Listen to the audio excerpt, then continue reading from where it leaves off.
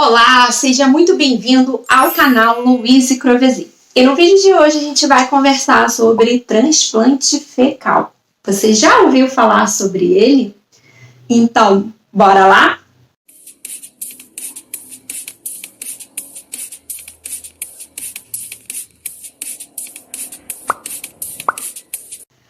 Bom, Nutri, transplante fecal é o tema e eu quero conversar principalmente sobre as direções futuras ao qual pretende se levar o transplante fecal.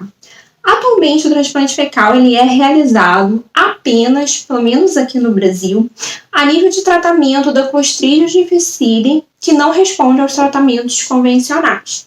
Então, aquele paciente que continua com a diarreia e que faz todo o protocolo e não melhora, a gente usa como último recurso o transplante fecal. O transplante fecal ele só é prescrito pelo médico nessas condições que eu comentei.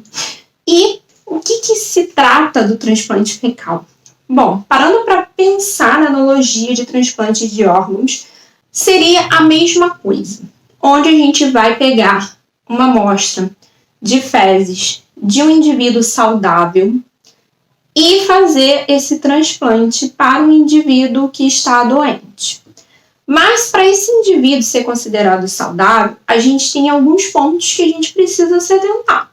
Ele precisa ter o peso adequado, não pode ter nenhuma doença, diagnóstico de nenhuma doença autoimune, doença metabólica, essas doenças que poderiam de alguma forma acabar passando para o seu receptor por meio dessa transplante fecal, uma vez que a gente vê muitos estudos de transplante fecal em modelo animal mostrando que o ratinho que recebe a microbiota do indivíduo obeso engorda, o indivíduo com diabetes ele se torna diabético e assim sucessivamente. Além disso, é feito também uma pesquisa nessas fezes para rastreio de bactérias patógenas. Até o momento, não é feito um sequenciamento dessa microbiota para ver se de fato ela é saudável. Existem muitas pessoas que são saudáveis sem nenhuma patologia e que não têm uma microbiota equilibrada. Ela não apresenta sinal nem sintoma nenhum, mas tem alterações importantes nessa microbiota. E da mesma forma, o contrário, a gente encontra indivíduos que têm patologias, doenças que são correlacionadas com uma microbiota desequilibrada e que não apresenta um desequilíbrio nessa microbiota, mostrando que o tema ele vai muito além de a gente dizer que o indivíduo que tem doente tem microbiota ruim, o indivíduo saudável tem uma microbiota boa. Não é assim que funciona, tem vários fatores que vão determinar a qualidade dessa microbiota. Então, entendido se aquele doador ele é saudável, avaliando seu histórico de vida e também histórico familiar. Então, por exemplo, indivíduos que têm um histórico de câncer de cólon, eles não podem ser doador, uma vez que eles já carregam essa genética e provavelmente uma microbiota que também pode promover o desenvolvimento dessa doença, e isso poderia passar para o seu receptor. Então, há esse cuidado e também o rastreio de bactérias patógenas, porque se a gente vai fazer esse transplante fecal e esse indivíduo tem uma bactéria patógena, pode piorar ao invés de reverter o quadro desse paciente. Bom, essa amostra fecal, ela vai passar por todo um processamento laboratorial, não é assim, pego as fezes de uma pessoa e já implanta na outra e é isso. Vai passar por um processo de lavagem e tudo mais, e existem várias formas ao qual essa microbiota pode ser transplantada. Essa parte não é muito legal, não é muito agradável, causa uma certa ojeriza em algumas situações, mas é a forma como é feita. A forma que a gente imaginaria seria o quê? Colocar essa microbiota via retal, né? Pelo ânus, que poderia ser feito pelo enema. A gente também tem esse tipo de transplante sendo feito por uma sonda nasoentérica. Então, passa a sonda pelo nariz até chegar no intestino e vai fazer esse gotejamento desse transplante ali fecal para esse indivíduo. E uma outra forma seria também via cápsulas, encapsular então essa microbiota e o indivíduo consumir. Essas outras duas formas de vias, quando a gente para imaginar, acaba sendo um pouco meio estranha, causando uma estranheza, né? A gente fica meio, nossa, não é muito legal. Mas são formas que também são feitas, muitos estudos fazem, principalmente via cápsula, porque é mais prático e mais fácil, até porque o enema tem um risco de causar uma certa lesão no intestino, perfurar, enfim, trazer prejuízos e malefícios. Então, é assim que é feito o transplante fecal. Hoje, a gente tem muitos estudos mostrando que o transplante fecal ele pode ser o futuro para o tratamento de várias doenças. Ele vem sendo muito utilizado para tratar síndrome metabólica a nível de pesquisa. Ainda não temos a nível ambulatorial sendo prescrito assim. Para tratamento também da alopécia, então pessoas que têm essa doença genética que vai perdendo esse cabelo, parece que esse transplante fecal melhora essa perda capilar e ajuda a recuperar parte desse cabelo perdido, o que seria uma intervenção bem interessante nesse público, uma vez que não tem muitas intervenções a serem feitas, né, nesse tipo de público por se tratar de uma doença autoimune. E tantas outras condições que vêm sendo estudadas aí, o transplante fecal. Mas uma das que mais tem expectativa da aprovação da prescrição do transplante fecal é o emagrecimento. Então, seria uma outra alternativa de tratamento via modulação da microbiota intestinal com transplante fecal. O transplante fecal, por se tratar de pegar a microbiota de um indivíduo saudável, é como se a gente tivesse um mega pool de probióticos com várias bactérias em quantidades muito maiores do que num probiótico que a gente consegue ter, sendo oferecidas de uma vez para aquele paciente. Dessa forma, essas bactérias bombardeiam aquela microbiota, fazendo com que haja um reestabelecimento, um reequilíbrio mais rápido do que com uma cápsula de probiótico, porque a gente está dando um pool numa quantidade maior e bem concentrada que vai chegar ali com os dois pés na porta, derrubando e eliminando o que não é muito positivo nessa microbiota. Mas existe um porém. Inclusive, tem estudos fazendo esse tipo de relato, onde foi feito o transplante fecal nessas condições que atualmente são feitas, no caso do tratamento de Clostridium difficile, mostrando que alguns indivíduos ganharam peso após a intervenção, sem mudar seus hábitos de vida, sem mudar sua alimentação, sem reduzir sua carga de atividade física. E aí descobriu-se que na hora da seleção do paciente, foi selecionado um paciente que tinha sobrepeso. E essa característica do excesso de peso passou para o doador. Por isso que é muito importante selecionar muito bem o doador, entender muito bem que microbiota é essa que está vindo para passar para o receptor. E aí, isso traz um grande problema, onde você trata uma condição que era um problema para esse paciente, mas arruma uma outra condição que ele não queria, que ele não esperava e que ele não causou. E isso é muito complicado. Então, o transplante fecal, ele é utilizado hoje nessas práticas.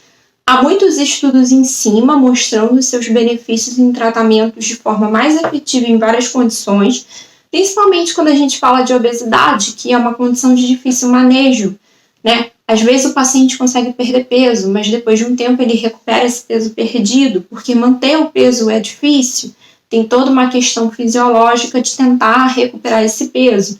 Enfim, então são alternativas de tratamento que têm a previsão de surgir num futuro, talvez não tão distante, para que seja utilizado pelos profissionais. Eu acredito que esse tipo de tratamento ele vai ser apenas exclusivo de médicos, mas é importante que o nutricionista conheça esse tratamento, porque a gente vai precisar pensar em algo que a gente ainda não tem trabalhos falando sobre, em como manter esses resultados desse transplante fecal.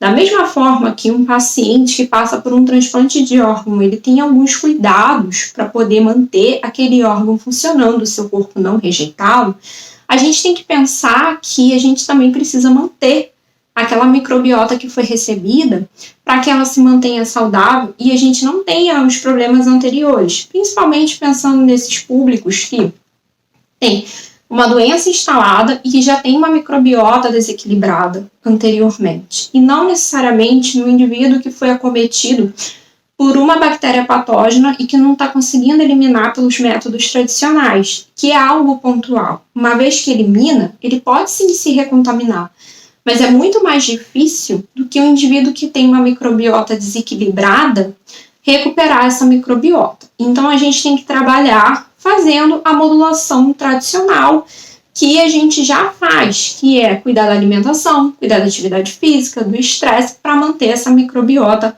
ali estável e evitar que o paciente, então, retorne à sua microbiota inicial, uma vez que a gente não tem estudos a longo prazo mostrando se há a possibilidade dessa microbiota que foi doada ser perdida. Então, são muitas perguntas com poucas respostas que os estudos vão nos trazer. E aí, eu queria entrar num ponto que eu acho incrível, que é para onde está caminhando a evolução do transplante fecal. Existe um grupo de estudo na Austrália, conduzido por uma mulher, onde ela faz pesquisas de rastrear quais seriam essas melhores bactérias que compõem uma microbiota saudável para criar um super pool de probióticos, onde ela vai fazer a sua patente e vender ali para ser o transplante fecal do futuro. Ou seja, o paciente não vai precisar mais ser submetido a ficar coletando a amostra de fezes de um paciente X, passando por esse processo laboratorial de limpeza e sendo introduzido. Ele vai consumir esse pool de probióticos na forma de uma cápsula, onde ela está fazendo isolamento dessas bactérias e cultivo dessas bactérias presentes nas fezes, que tem correlação com esse equilíbrio, com essa estabilidade, com essa microbiota saudável, para criar, então, esse super probiótico que vai poder ser tomado por várias pessoas. Dessa forma, a gente vai ter algo mais acessível, que provavelmente poderá ser prescrito por vários profissionais da área da saúde, incluindo o nutricionista. Só que, óbvio, os estudos eles demandam muito tempo até se chegar numa conclusão e ver a efetividade desse tratamento e intervenção. Então, o primeiro passo eles estão fazendo, que é rastrear essas bactérias para construir esse grande probiótico. O segundo passo é testar a efetividade e em quais condições podem ser utilizadas, para então a gente ir para o terceiro passo, que é de fato poder ser utilizado nas nossas condutas nutricionais a nível ambulatorial, para auxiliar os nossos pacientes a terem melhores resultados e atingirem seus objetivos, né? Afinal, a gente está aqui para ajudar o paciente a atingir o objetivo da melhor forma possível. Esse é o nosso papel. E a microbiota é um dos elementos que a gente pode trabalhar. Então, eu quis muito compartilhar com vocês essa informação de que a gente tem um tratamento que é utilizado com muita limitação hoje, que pretende se expandir, mas que existem pesquisadores tentando melhorar e evoluir esse tipo de tratamento para que outros profissionais possam prescrever e que seja algo mais seguro para o paciente, minimizando esses efeitos que eu comentei do estudo que cita, né, essa questão de ganho de peso após o transplante fecal. Isso minimizaria muito esses problemas e traria muito mais segurança e controle sobre o que está sendo ofertado para aquele indivíduo, até ajudando a pensar no pós-transplante, em como manter os resultados e aquela microbiota equilibrada. Olha só que incrível! A pesquisa é maravilhosa. Bom, Nutri, esse vídeo é mais o caráter de informação, de trazer novidades desse universo e de mostrar que talvez daqui a alguns anos a gente tenha outras intervenções a serem feitas a nível de modulação intestinal e eu vou sempre atualizando você aqui sobre todas essas novidades. Um grande beijo, até a próxima, tchau!